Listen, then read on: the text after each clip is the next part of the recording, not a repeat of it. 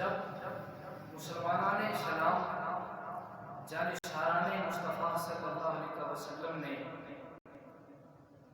مقام بدر پر ایک تاریخ رقم کی، جب مسلمانوں نے بدر کے مقام پہ پہلا معرکہ لڑا تو دنیا نے دیکھا کہ 313 کے لشکر نے ہزاروں کی صفوں کو الٹ دیا۔ جب مشرکین مکہ کو یہ عبرتناک شکست ملی نا، وہ اس شکست کو برداشت نہ کر سکے، پھر انہوں نے سوچا کیوں نہ ہم مسلمانوں سے بدلہ لیا جائے، اور اس بدلے کی آگ میں وہ لوگ جلتے رہے، یہاں تک کہ انہوں نے فنڈز قائم کر لیے کہ جو بھی تجارت کرے گا اس کا منافع اس فنڈ پہ جمع کروائے گا، تاکہ ہم بہتر طریقے سے جنگ کی تیاری کریں اور جنگ کی تیاری کر کے مسلمانوں سے اپنی ہار کا بدلہ لیں۔ جب یہ معاملہ ہوا، پھر وہ وقت آیا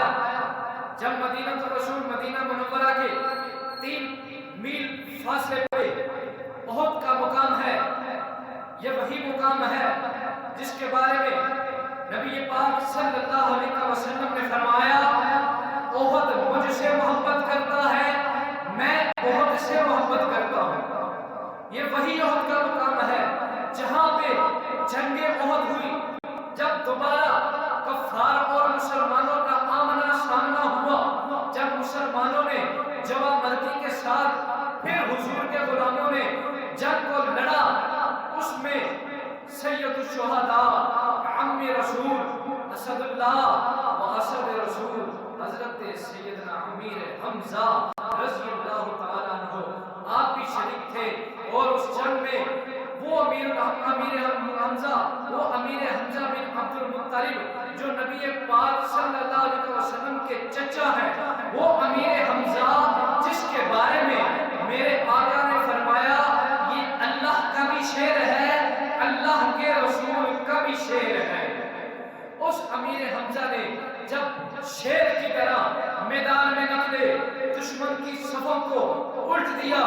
اسی اسنا میں ایک بندہ جس کا نام وحشی تھا، جو بعد میں مسلمان ہوئے، وہ بھی غلام تھا، جس کو آزادی کی یہ قیمت چکانی تھی کہ حضرت امیر حمزہ رضی اللہ تعالیٰ عنہ کو شہید کرنا تھا، اس کا نیزے کا نشانہ بڑا پکا تھا۔ جب وہ آیا، وہ تاک میں تھا، موقع کی تاک میں تھا کہ کہاں مجھے موقع ملے اور کہاں میں حضرت امیر حمزہ پہ جو ہے وہ اپنا نیزہ چلاؤں۔ پھر اس کو ایک موقع ملا، اس نے وہ نیزہ مارا، نیزہ آپ کے ناف سے تھوڑا سا نیچے جا کے لگا۔ اسلام کا وہ شیر، اللہ کا وہ شیر، رسول اللہ کا وہ شیر، جنگ احد میں دشمنوں سے لڑتے ہوئے، اسلام پہ جہاد کرتے ہوئے اس دنیا سے رخصت ہوا۔ اور پھر جب آپ کو کفن دیا گیا تو چادر ایسی تھی کہ اگر اس کو آپ کے سر پہ ڈالتے تو پاؤں ننگے ہو جاتے، پاؤں پہ ڈالتے تو سر ننگا ہو جاتا۔ پھر میرے آقا نے فرمایا کہ چادر کو ان کے سر پہ ڈال دو، اور پاؤں پہ ایک گھاس کو ڈالا گیا۔ تو ناظرین کرام، یہ وہ لوگ جنہوں نے اپنا سب کچھ قربان کر دیا، جنہوں نے اپنی ہر چیز کو اسلام پہ قربان کر دیا، لیکن انہوں نے اپنی ذات کو نہیں دیکھا، انہوں نے اسلام